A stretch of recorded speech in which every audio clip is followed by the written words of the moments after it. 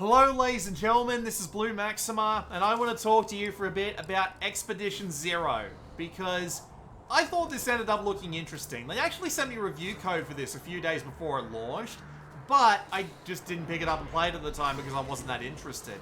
And I also played the demo and found it a little bit wonky. But I then saw a trailer for it come out in the Future Game Show of all things, and I thought, you know what, that looks kind of interesting, I want to give that a try. So I did. And I kind of regret it. This game is awful. Like, just genuinely no word of a lie. There's very little worthy of praising in this game. Because, well, let's just get into it, shall we? There's very little in the way of story. Just to start with, right? Because the entirety of the opening cutscene is like one line from the protagonist saying, okay, I'm here now, time to do what I gotta do. And that's it. You have this trader that you go to that gives you a stealth tutorial, gives you access to a 3D printer in your house, and then lets you go. You go to that 3D printer in your house, use that to build a flashlight, then you end up in the game's big open map. And the idea of the game is to wander around this open map, go to these stalker-esque anomalies, sort them out, and that's it. You'll wander around, you'll find resources as you go, but that's basically the long and the short of the game. There's very little in the way of variety as well, because there's not very much in the way of different maps. There are different maps, but they kind of suck, and I'll tell you why in a bit. There's not very much in the way of different weaponry. You've got this one, like, bolt-action rifle that you'll work with throughout the entire game, and somehow it manages to be just as strong as a crowbar to the face, which I do not understand whatsoever. There is some very simple crafting mechanics, where you're wandering around these areas, picking up loot off the floor or pulling it out of objects and using it to build upgrades for yourself, whether it be things that let you walk around faster, make you cool down faster, make your battery run out slower. But there's so many of these resources lying around and just plenty of opportunities to use these resources in things that it never feels like too big a part of the game, as long as you make sure you're actually scavenging everything as you go. And so as a result, that doesn't really end up amounting to anything interesting or enjoyable gameplay-wise. Combat in this game is incredibly awkward as well, because you've got your single-shot rifle, which you can fire so quickly that he doesn't even cycle the round completely, which just feels really odd. And again, it does the same amount of damage as a bloody crowbar, which doesn't make any sense to me. But there are two types of enemies in this game. Only two. One is a zombie. It just shambles after you, it telegraphs and swings like nobody's business, and you can just stand there and constantly whack away at it because it gets stun locked, and you can just hit it until it goes down. Unless there's one of those situations where it goes right through, in which case you'll need to back up, wait for him to come to you, and then do it again. Again, this game isn't exactly the most stable right now, although I heard the launch edition of it was even worse. There's also the other type of enemy, which is this weird bird monster thing that you hear coming before you see coming, and it's the most loud, obnoxious shriek I've heard in a horror game monster enemy that I've played in a very long time. And it just flies around you constantly repositions itself in a 360-degree angle around you, and then swings in for an attack. And they are, for all intents and purposes, invulnerable. You can shoot them a few times and they'll bugger off, but they will come back for you eventually. And it also doesn't help that everything respawns when you travel to another map and then come back. And as a result, it makes the combat really bloody annoying as well. Because everything feels like crap. There's no alternatives. You're stuck with this rifle, this crowbar, and this axe for the entire game. It's also worth noting that despite the fact that this game is apparently only 4 hours, which is very odd, because you'd think the game would be a lot longer than that. When you go and hover over the crowbar, it has a durability value, but if you play the game anywhere near normally, you will not run out of that durability before the end of the game. So I don't know what they were planning there, but yeah. But then anyway, you've got the stalker-esque anomalies, where you've got like this radar that will point you towards them, but it's literally as the crow flies, so good luck finding your way to any particular thing. And then after that, you'll have to solve some puzzle of some kind, whether it be put out all the red candles, put all the portraits back on the wall while you're being not even really chased by ghosts. They're just kind of sitting there and don't do anything. And it's weird even for this game to just have some ghosts hanging around doing whatever. Like, there's one pointing at the wall to give you a hint of what you need to do, but it's still just, again, for this game, it's just really bizarre. Get into a plane fuselage in a sort of lightning storm that's very reminiscent of Stalker, which is what made me think of Stalker in the first place. A couple of things like that. And they're all kind of boring. They're all just inconsequential. And you just find yourself being annoyed at them as you go. And again, you're being just harassed by these annoying, invulnerable bird monsters this entire time. And it just makes the entire thing an absolute slog. And then it gets made even more of an absolute slog by the fact that you've got a little bit of a survival aspect to it. So you've got health, which is pretty obvious. You get attacked, your health goes down. You have very little in the way of healing stuff lying around, even with the 5 healing pellet things that they give you at the beginning of the game to make up for the fact they didn't put enough around the overworld. So be very wary of that, and as a result, whenever you have to fight the bird things, stealth them or run away. Don't even bother trying to fight them, which just makes this entire game a bit more frustrating. But you've also got cold and battery. Cold is pretty simple to understand. You just need to get somewhere and warm up. You've got wood that you can use to light fires, and you've only ever got split wood. I've never seen the full log, and again, apparently I'm over halfway through this game. And battery, which goes down the more of your modules you have on, which include things like being able to move faster and carry more stuff, having your flashlight on, having your cool level or your heat go down slower, and stuff like that, which is done via the entire crafting system. But of course, there's so much in the way of crafting resources, it's not a problem. Except for one thing that I forgot to mention. So not only is this game feeling a bit anachronistic, where you've got all these wood huts, these tents, a bolt-action rifle, and yet for some reason there's a bloody 3D printer every 50 yards that you can use to deconstruct shit and use to build more stuff with. But there's also unique items for each 3D printer, which doesn't make any bloody sense to me whatsoever, because you need to go back to 3D printers that you found previously in order to actually get, like, the bigger upgrades. Like, you might find another one that has this item on the other side of the map, but that's pretty rare. So if you want that bigger backpack, or that exoskeleton, or that extended battery, either have the resources or go back. But by a specific point in the game, you're going to have so many resources that's not going to be a problem. So it'll just be that first 1 or 2 items that you've missed, and it just makes this entire system all the more frustrating. But anyway, the thing is about cold, outside of using wood for fires, and stoves are rarer than 3D printers for some godforsaken reason, you basically need to go and get it refilled. Easiest way to do this is just to go find a fast travel point, fast travel back to the, like, main lodge that you start the game in, and then fast travel back to where you were and start exploring again, which just makes the game even more of a pain in the ass slog. And of course, there are things that you can do to make this go down slower, but not by much. You'll still be going back there every 10 to 15 minutes in order to get your cool level back up to maximum. Not to mention your battery, but thankfully they leave a ton of battery charges around, not to mention a ton of disposable batteries, which, strangely enough, it's not that strange that they aren't rechargeable, but it just feels odd the first time you use one and you think, oh, where did that battery go? But anyway, it just becomes a bit of a slog, having to go back to the main place every 10 or so minutes in order to refill all your stuff, and then come back and explore a tiny bit more, go back, come back, go back, come back, and it just makes going through this game an absolute slog. It's just so boring. Having to constantly move around these bird things. And here's the funny thing. There's actually a module in this game that lets you know when these bird things are coming, but you'll get the loud screech and the screen going whoobity whoobity whoobity woo before these alerts actually alert you to when it's coming in, so there's no point actually having it. It's just odd. It's just so odd that there are so many things that are just so odd about this game, but just the combination of having to go back and forth between in order to refill all your stuff, slowly working your way through all these uninteresting puzzles, these uninteresting landscapes.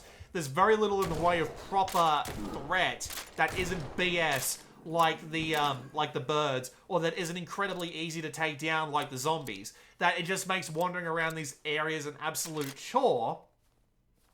And then they show that they kind of know this, because they give you all of these different areas that you can go to that you slowly unlock over the course of beating some of these anomalies.